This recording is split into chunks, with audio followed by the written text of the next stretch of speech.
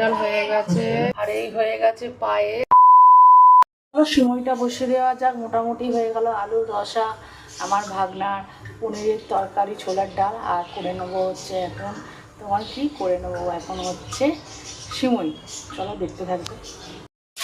সিমইটা আমার ভাজাই রয়েছে। এটা কত গ্রাম? এটা মনে হয় 80 গ্রামের সিমই আছে। এটা পুরোটাই করে নিই, রেখে কোনো লাভ নেই। আমি আরেকবার একটুখানি টেলে নিচ্ছি। দিয়ে দেবো হচ্ছে একটু ঘি, বেশ খানিকটাই ঘি দেবো।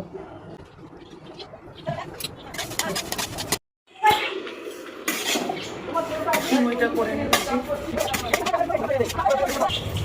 আর ঘরে একটু কাজু রয়েছে, তাই একটু কাজুও দিয়ে দেবো।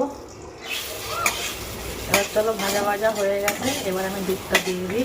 ভাজা ভাজা হয়ে গেছে, দুধটা দিয়ে দিই।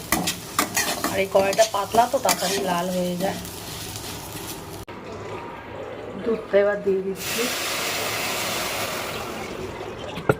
দুধটা দিয়ে এবার ভালো করে একটু মিশিয়ে দিতে দেবো।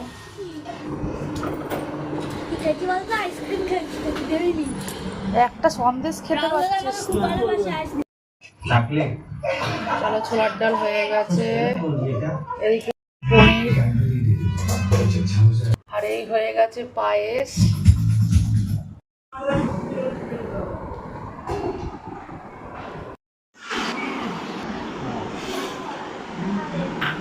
দেখি তুমি কি কি বাড়তে পারো।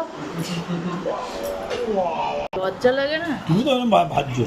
আমি ভাজ্য ওরকম করে খা, নে নে খা।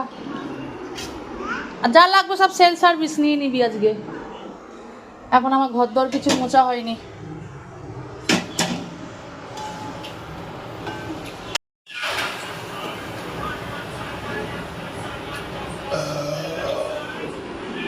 তুমি আর নেবে না? আর হয়েছে?